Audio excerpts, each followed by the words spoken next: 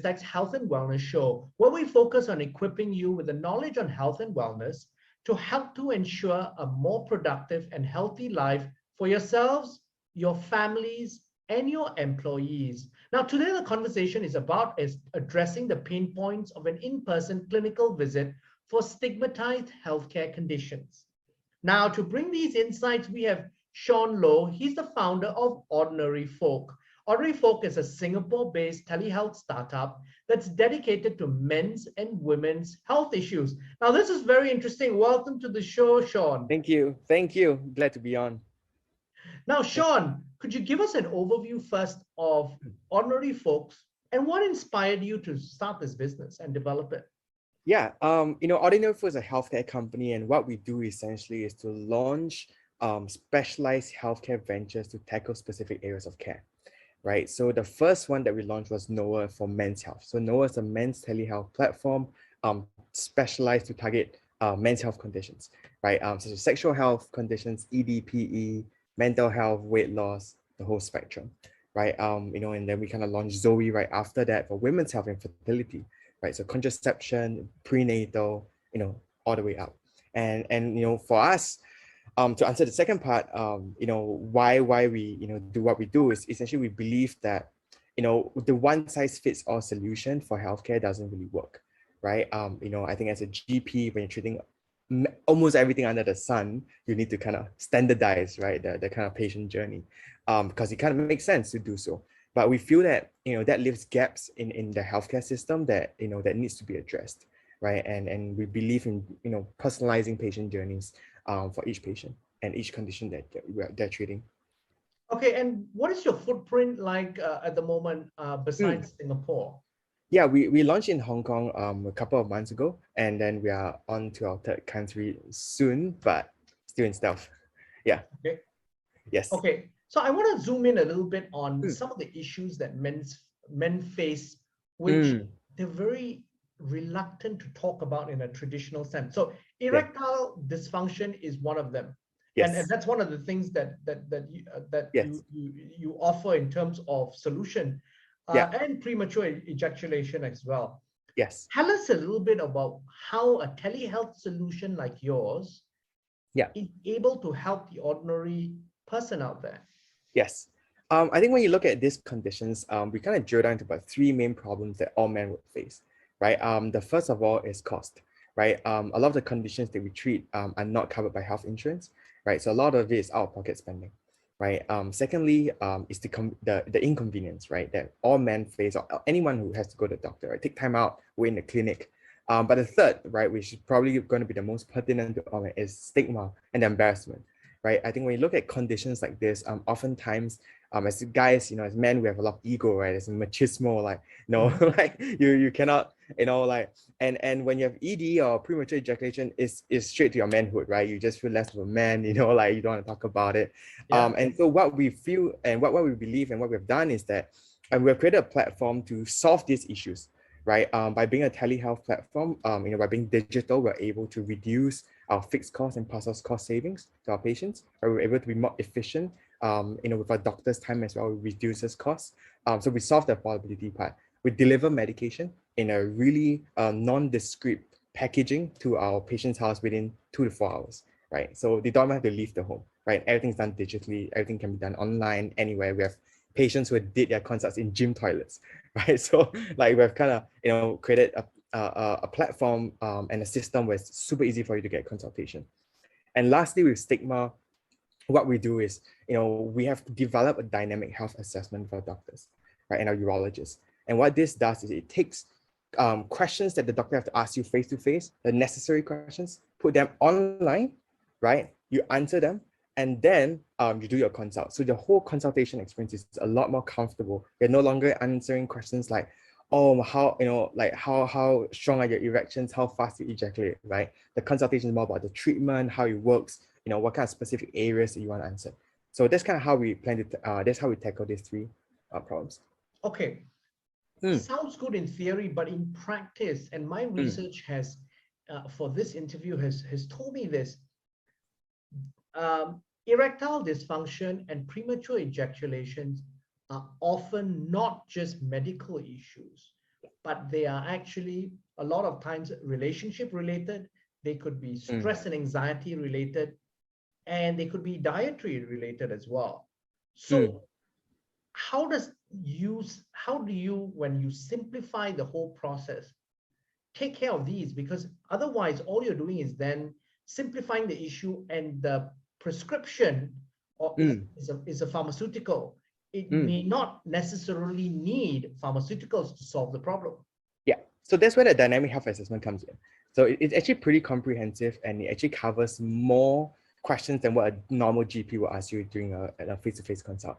So we ask you about your psychological profile, your weight, your BMI, and your blood, your medical history. So we ask you a full spectrum, and then we kind of provide services to kind of cover that. So not all consultation with our doctors ends with a prescription. Sometimes it ends with a referral to our psychologist. So we have clinical psychologists on our platform as well to tackle the mental health aspect, right? And we also have weight loss, prescription weight loss treatments that our doctor will refer out to patients who are a bit, just a bit more overweight. So that it doesn't always end with like an ED medication. So it's really, we believe in kind of tackling health in a more holistic manner, which is why we have all the different options. Okay, and so by doing this, how do you compete then with other digital platforms who are offering similar services, but perhaps a wider breadth of services? Yeah, so I think for us, when you look at, I guess other platforms who are in what we call like GP online, right? It's just, doing a GP. I know as I alluded to earlier, I think that's like a pretty one size fit all solution, right? Because when you're treating everything under the sun, like, you can't specialize your patient journeys at all, right? You have to standardize the journey. So for us, we believe that by focusing only on men's health, right, in particular, we're able to really create a patient journey. So each patient journey is really tailored to the customer. Okay, and so the other thing that's also a big concern among men is male pattern baldness. So I'm one of those who suffers from that. Yes. Tell us how you help patients then from an online perspective as opposed to the physical visits and so forth. Yeah, so for us, like hair loss is, and alopecia, right, is one of the, a huge area for us to solve as well. And one of the issues with hair loss medication is just expensive, right? It's just straight up really, really expensive. And what we do through our platform is kind of bring that cost savings, number one. I think number two, with hair loss, especially in the market, there's a lot of noise, right? You don't really know what kind of treatment is out there. You got other random stuff coming to you. And I think what we have done is to really take a really scientific approach towards all our treatments, right? So we only do prescription-based, HSA approved, things that are like medically backed, right? So there's no like random herb in our stuff and things like that, right? And we don't charge an arm and leg for things like that. Yeah. So for us, we believe that, hair loss is, despite all the noise, it's actually a very simple solution. It's actually, one that's medically proven, and we want to offer that. Yeah. Okay, I think I'm going to go and try and take a look and see what you can help us with. But now, moving away from men's challenges in health to women's challenges. So this is where Zoey comes in. So you started Zoey afterwards. Tell us about Zoey and what you take care of. Yeah, for Zoey, our plan before even we started Noah was always to do men's and women's, right? It's just timing it. And for Zoey, the plan is really to tackle fertility and women's sexual health, right? So because I think in men's health conditions, oftentimes we as men, we judge ourselves, right? Oh, we're less of a man, we're ED, we're shameful. But for women's health conditions, especially in Asia and Singapore, sometimes that we have found is that it's other people judging you, right? We've heard so many stories, 27-year-old going get birth control and the doctor's like, like judging you getting plan B, right? And then you're like 28 and the doctor's like, oh, do your parents know about, like you getting like emergency contraception? You'd be like, I'm 28 and like, what do I kind of need? So it's, they are kind of like, we feel like the profile is a bit different where women are like, yeah, I can't, I'm kind of, I'm owning my body, I'm owning my kind of sexuality, but it's the society, right? It's the healthcare system that's kind of like judging upon them. So that's kind of like, it obviously you're empowering women to take control over their own bodies. Yeah, Yeah, and you know, I think they are already, right, and we want to provide a solution where that's in line with you know their what they believe in. Yeah. And so the other things are also around hair and skin, as well as well-being in terms of weight loss. And I saw an interesting thing called smoking cessation. Now that doesn't appear in Noah, but that's in Zoey. Tell us about that. Oh, it's both. Oh, it's So both. Okay. it's in both, and for smoking cessation, I mean, smoking causes cancer, right? And I think you know, especially as a lot, it actually stems from a lot of our patients, existing patients, where we ask them what are some of the health areas that you need help on, and smoking often tend to come up, right? It's one of the things where I say I want to quit, especially when they're hitting their 30s, when they want to get pregnant, you know, where they're looking to get kid, you know, they're like, I want to kind of quit. So can you guys help me? And that kind of stem from that patient need, that which is why we kind of worked on that. Okay. And Mm, weight loss is obviously on both sides as well. That's a critical path. yeah, There's a lot of solutions out there, and it's another area where there is a lot of noise. So there are, you know, yeah, if you think about the traditional beauty salon treatment yeah, to now more scientific approaches, yeah. where do you fit in this spectrum? We only do prescription medication for weight loss, right? So like you rightly said, there's a lot of like, you know, fads and diets and, you know, like whole stuff around that.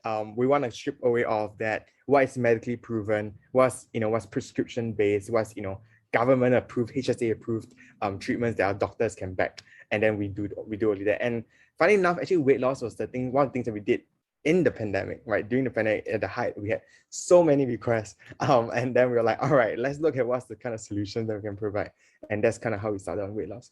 Um, yeah, and I think for us at the end of the day also, when you look at some of the conditions that we treat, they often are pretty symptomatic. What I mean by that is they're always often sometimes caused by other conditions.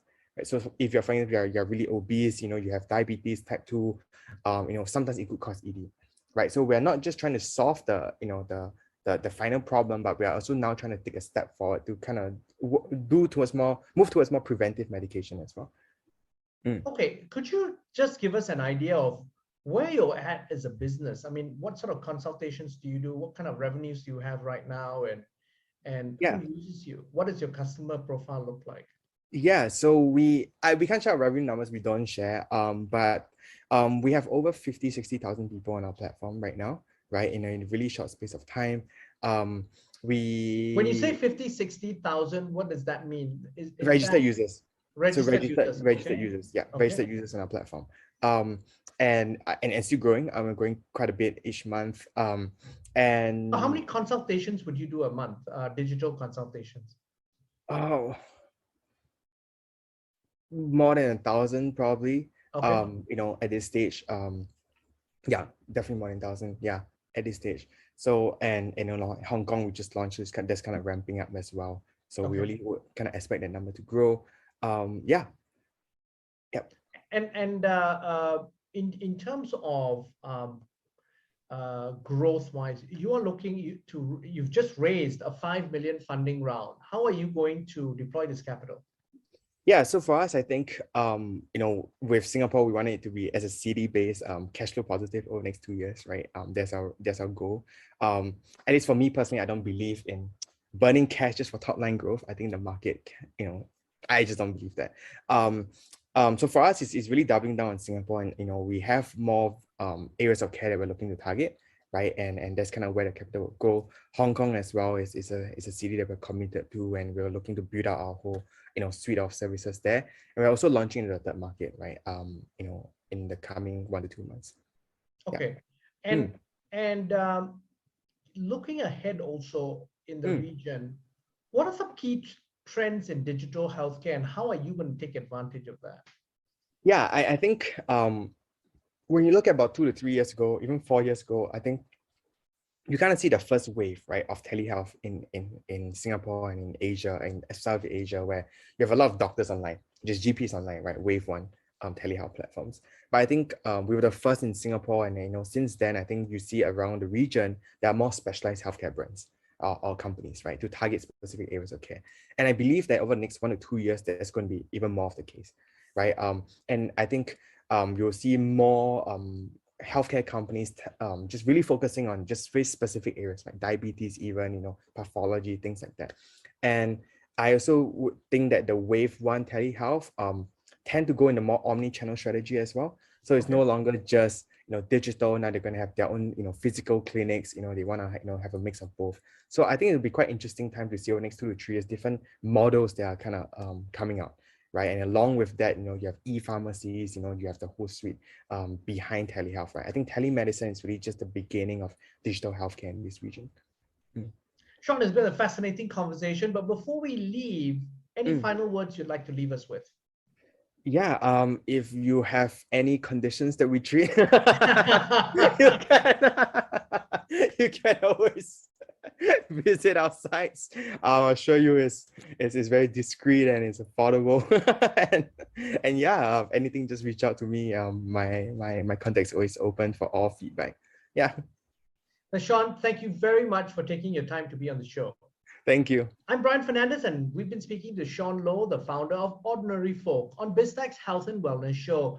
This video and podcast will be on our social media platforms as well as our website, www.biztech.asia. Please like and subscribe to our various platforms. Thanks again for tuning in.